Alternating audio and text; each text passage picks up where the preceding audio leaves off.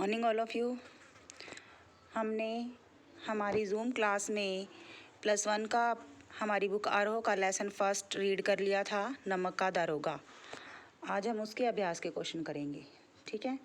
First question है, कहानी का कौन सा पात्र आपको सर्वाधिक प्रभावित करता है और क्यों? कहानी का प्रमुख पात्र नायक वंशीधर, प्रमुख पात्र कौन सा है? वंशीधर हमें सर्वाधिक प्रभावित करता है। कहानी के सभी पात्रों में वंशीधर ही आदि से अंत यानी कि आरंभ से लेकर अंत तक कर्तव्यपरायण, धर्मनिष्ठ एवं चरित्रवान बना रहता है। भले ही उसे उसका पिता रिश्वत लेने की सलाह देता है, उसके चारों ओर का समाज भ्रष्टाचार से परिपूर्ण है, फिर भी वह कमल के फूल की भांति कीचड़ में रहते हुए उससे ऊपर मानवीय एवं नैतिक जीवन मूल्यों का पालन करता है। जब सारा समाज उसके विरुद्ध खड़ा था तो भी उसका अपना सत्यनिष्ठता का मार्ग उसने नहीं छोड़ा।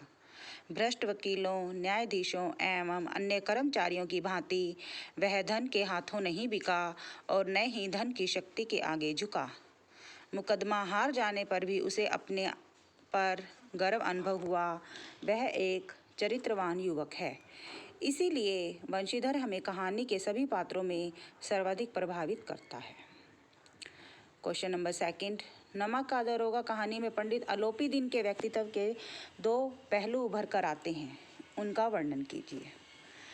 पंडित वंशीधर जो है इस कहानी का नायक है और जो अलोपीदीन है, अलोपीदीन जो व्यक्तित्व है वह एक खलनायक के रूप में हमारे सामने इस कहानी में प्रकट हुआ है। परंतु उसके 2 तरह के रूप इस कहानी में हमारे सामने प्रकट हुए हैं, एक तो भ्रष्टाचारी और दूसरा शुभ व्यक्ति। पंडित अलोपीदीन कहानी का प्रमुख पात्र है। कहानी के कथानक में गतिशीलता उसके चरित्र के कारण बनी रहती है। उसके व्यक्तित्व के 2 प्रमुख पहलू हमारे सामने उभर कर आए हैं। पहला अशुभ भ्रष्ट व्यक्तित्व, दूसरा शुभ व्यक्तित्व। कहानी के आरंभ से पता चलता है कि वह नमक के व्यापार में खूब हेराफेरी करता है। कर्मचारियों को रिश्वत देकर अपने सभी गलत एवं गैर कानूनी कार्य भी करवा लेता है। उसे अपने धन की शक्ति का बहुत ही घमंड है। वह स्वयं तो भ्रष्टाचारी है ही, उसने सरकारी कर्मचारियों को रिश्वत दे देकर भ्रष्ट कर दिया है। वह अंधेरे में बड़े आराम से चोरी का व्यापार करता है।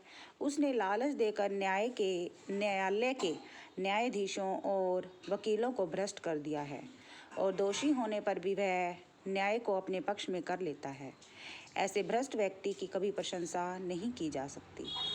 समाज के सामने वह इज्जतदार और सम्माननीय बना रहता है और वास्तव में वह गलत काम करता है।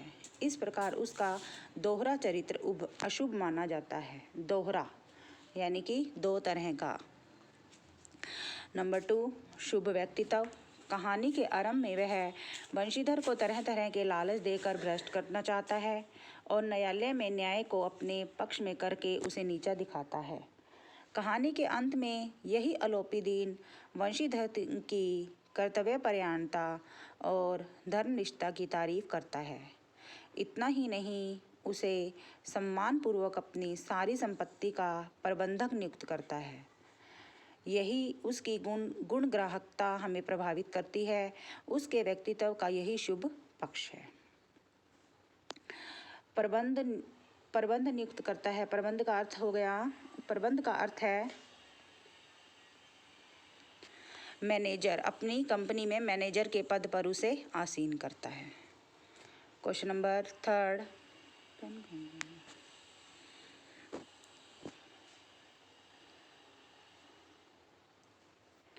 कहानी के लगभग सभी पात्र समाज की किसी न किसी सच्चाई को उजागर करते हैं। निम्नलिखित पात्रों में के संदर्भ में पाठ में उस अंश को उद्धृत करते हुए बताइए कि यह समाज की किस सच्चाई को उजागर करते हैं। पहला वृद्ध मुंशी यानी कि वंशीधर के पिता। दूसरा वकील। तीसरा शहर की भीड़। वृद्ध मुंशी के चरित्र से तत्कालीन समाज में भ्रष्ट चरित्र का परिचय मिलता है। क्यों मिलता है? क्योंकि वह अपने पुत्र वंशीधर को रिश्वत लेने के लिए प्रेरित करता है। वह एक ऐसा पात्र है जो अपने बेटे को रिश्वत लेने के लिए प्रेरित करता है। समाज में आज भी ऐसे अनेक लोग हैं जो अपने बच्चों को रिश्वत व ऊपरी आय बनाने के परामर्श देते हैं। इस संबंध में वृद्ध मुंशीधर द्वारा वंशीधर को कहे गए ये शब्द इस प्रकार हैं। नौकरी में ओहदे की ओर ध्यान मत देना, यह तो पीर की मजार है, निगाह चढ़ावे और चादर पर रखनी चाहिए। ऐसा काम ढूंढना जहाँ कुछ ऊपरी आय हो। गरज वाले आदमी के साथ कठोरता करने से लाभ ही लाभ है। यह भी मेरी जन्म भर की कमाई है। यानी कि वह अपने पुत्र वंशीधर को कहता है कि नौकरी में ओहदे की ओर ध्यान मत देना, यानी कि नौकरी में तुम्हें जो भी स्थान मिला है उसकी तरफ ध्यान मत देना, यानी कि जो तुम्हारी हर महीने की तनख्वाह होगी उसके ऊपर ध्यान मत देना। यह तो पीर की मजार है, निगाह चढ़ावे और चादर पर रखनी चाहिए। अर्थात निगाह हमें रिश्वतखोर जो कि हमें रिश्वत दें उन पर रखनी चाहिए, क्योंकि वह मानता है कि जो हमारी आमदनी है, महीने की आय है, वह तो एक पीर की मजार की तरह आती है और ख़त्म हो जाती है। नंबर 2, वकील। आज के युग में वकीलों के जीवन का मुख्य लक्ष्य कानूनी व गैर कानूनी काम की चिंता किए बिना धन कमाना है। जब अंग्रेजी सरकार ने नमक पर पाबंदी लगा दी तो नमक के दारोगा का पद महत्वपूर्ण हो गया। तब सभी वकील अपनी वकालत छोड़कर नमक के दारोगा बनने की इच्छा व्यक्त करने लगे थे। वे दारोगा बनने को महत्वपूर्ण समझने लगे थे। शहर की भीड़। शहरवासियों की भीड़ सदा ही तमाशे जैसा मजा लेती है। उन्हें तो अलोपी दीन जैसे नए नए भ्रष्टाचारी लोग देखने को में आनंद आता है। यद्यपि वे स्वयं भी भ्रष्टाचार में संलिप्त हैं, किंतु किसी भ्रष्टाचारी की कलई खुलने पर, कलई अर्थात भेद, कलई खुलना, भेद खुलने पर उसे पापी कहने और उसका जुलूस निकालने में से भी नहीं चूकते। पठित कहानी में ये पंक्तियाँ देखिए। जब दूसरे दिन पंडित अलोपी दिन अभियुक्त होकर कांस्टेबलों के साथ हाथों में हथकड़ियाँ, हृदय में ग्लानि और क्षोभ भरे लज्जा से गर्दन झुकाए अदालत की तरफ चले तो सारे शहर में हलचल सी मच गई। मेलों में कदाचित आंखें इतनी व्यग्र न होती होंगी और भीड़ के मारे छत और दीवार पर कोई भेद न रहा होगा। तो ये थे हमारी जो लेसन है फर्स्ट, नमक का दारोगा, इसके अभ्यास के पहले 3 क्वेश्चन। आप ये सभी क्वेश्चन लर्न करके राइट करेंगे। Okay, thanks.